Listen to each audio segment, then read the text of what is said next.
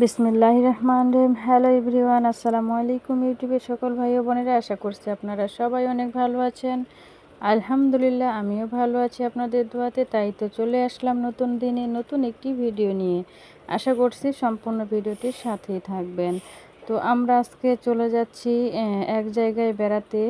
তো আমি, আমার হাজব্যান্ড আর আমার বোনের ছেলে, আমরা কিন্তু সবাই একখানে যাচ্ছি। তো সেই জন্য কিন্তু, যেহেতু আমরা সেই জায়গায় কখনো যাইনি, আজকে প্রথম যাচ্ছি, এই জন্য আমরা কিন্তু নিয়ে নিলাম 2 কেজি মিষ্টি। আর এদিক দিয়ে আমার হাজব্যান্ড কিন্তু মিষ্টি খেয়ে দেখতেছে যে মিষ্টিটা ঠিক আছে কি না। সে কিন্তু বলতেছে না, মিষ্টিটা ঠিক আছে। আমরা কিন্তু চাইলেও তাদের ওই জায়গায় গিয়ে নিতে পারতাম। তো আমি বললাম যে না, আমরা যেহেতু এদিক থেকে যাচ্ছি, এইখান থেকে নিয়ে যাই। তো আমাদের এখান থেকেই কিন্তু আমরা 2 কেজি মিষ্টি নিয়ে নিলাম।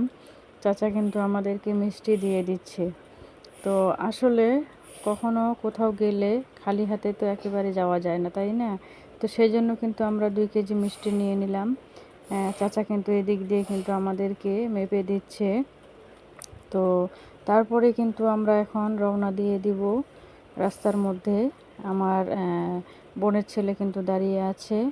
তো মিষ্টি নেওয়া হওয়ার পরে আমরা কিন্তু এখন গাড়িতে তেল ঢোকানোর জন্য পাম্পে চলে এসেছি। তেল ঢুকিয়ে নিলাম, যেহেতু আমরা অনেক দূরে যাব। তো তারপরে কিন্তু আমি চলে আসছি, আমরা যেখানে আসার কথা সেইখানে কিন্তু চলে আসছি। আর রাস্তার মধ্যে কিন্তু ক্যামেরা বন্দি করতে পারি নাই, কারণ অনেক তাড়াতাড়ি আমাদেরকে আসতে হয়েছিল। আর মোটরসাইকেল কিন্তু অনেক জোরে চালাইছিল আমার বোনের ছেলে, কারণ সেখানে আমি ফোনটা বের করা আমি ভালো মনে করি নাই। কারণ যদি ফোন পড়ে যায় তাহলে কিন্তু আমার ফোনটাই শেষ হয়ে যাবে, সেই জন্য কিন্তু আমি ভিডিও করতে পারি নাই। আর যেখানে গিয়েছি সেখানে কিন্তু ক্যামেরা বন্দি করতে চেয়েছিলাম, তারা কিন্তু নিষেধ করেছিল। তো সেই জন্য কিন্তু আমি সেই ভিডিওটাও শ্যুট করতে পারি নাই। তো তারপরে কিন্তু আমি চলে আসছি বিকেলবেলা বাসায়। তো আমার বড় মেয়ে, আমার ছোট মেয়ে, আমি কিন্তু কাউকেই নিয়ে যাইনি। তো আমি, আমার বোনের ছেলে, আমার হাজব্যান্ড, আমরা শুধু 3জনে গিয়েছিলাম। তো বাসায় আসার পরে তো অনেক কাজ ছিল অগোছালো, সেগুলো করেছি। করার পরে কিন্তু গোসল টোসল করেছি। গোসল টোসল করার পরে আমি এখন কিন্তু অনেকগুলো কাপড় ধুয়ে শুকাইতে দিয়েছিলাম বাইরে। তো সেই কাপড়গুলো কিন্তু এনে আমি এখন ঘরের মধ্যে গুছাচ্ছি। এখন কিন্তু সন্ধ্যার সময়। আর আমার বড় মেয়ে কিন্তু এদিক দিয়ে পড়তে বসেছে। আর আমার ছোট মেয়ে তো শুয়ে শুয়ে দুষ্টামি করতেছে। এখানে আমি কাপড় গোছাচ্ছি আর সে কিন্তু অনেক দুষ্টামি করতেছে। আর আমার বড় মেয়ে দিক দিয়ে পড়তে বসছে। আমি কাপড় গোছাতে গোছাতে কিন্তু তাকে পড়াশোনা একটু শিখিয়ে দিচ্ছি। সে কিন্তু আমাকে ডাকাডাকি করতেছে যে আম্মু এটা কি ওটা কি। তো কাজের ফাঁকে ফাঁকে আর কি ওকেও পড়াচ্ছি, আমার সংসারের কাজও করতেছি। আর সারাদিনে আজকে এত ব্যস্ততা গেছে যে অনেক পরিমাণে ব্যস্ততা গেছে। আর শরীরটাও কিন্তু খুব একটা ভালো ছিল না। রাত্রেবেলা হঠাৎ করে এমন পেটের ব্যথা ছিল, সে আর কিন্তু বলতে বাকি নেই। তো অনেক বেশি পেটের ব্যথা ছিল সকাল পর্যন্ত। তো আমি তো ভাবছিলাম যে আজকে মনে হয় হসপিটালে ভর্তি হতে হবে। তো তারপরে কিন্তু ভর্তি হতে হয়নি, আল্লাহর কাছে হাজার হাজার শুকরিয়া। তো এর শরীরটা খারাপ, তারপরেও কিন্তু আমাকে বাইরে একটু যেতে হয়েছে। তো আমি কিন্তু যেতে চাইছিলাম না, যেহেতু আমাকে বাধ্যতামূলক যেতে হয়েছে জরুরি তরফে, সেই জন্য কিন্তু গিয়েছিলাম। আর অনেক দূরেই কিন্তু গিয়েছিলাম। তো আমরা কিন্তু সেখান থেকে বিকেলবেলা আসছি। আর বাচ্চারা কিন্তু বাসায় ছিল। আসলে অনেক সময় শরীর খারাপ থাকলেও কিন্তু অনেক কাজকর্ম আমাদের করতে হয়, তাই না? আমরা যারা মেয়েরা আছি, আমাদের সংসারের কাজকর্ম তো কখনো ফেলে রাখলে চলবে না। আমাদের কাজ কিন্তু করতেই হবে। নিজের কাজ ফেলে রাখলে নিজেরই ক্ষতি, তাই না? আর যখন আমরা নিজের কাজগুলো প্রতিটাই করব, তখন কিন্তু নিজেকেও ভালো লাগে। আমি কিন্তু একে একে এদিক দিয়ে আমার কাজগুলো করে নিচ্ছি। তো কাপড়গুলো গুছিয়ে নিলে কিন্তু আর কোনো কাজ নেই এখন। তখন আমরা কিন্তু খাওয়া দাওয়া করব। আমার মেয়ে কিন্তু ডাকতেছে যে আম্মু এটা কি এটা কি, আমি কিন্তু শিখিয়ে দিচ্ছি।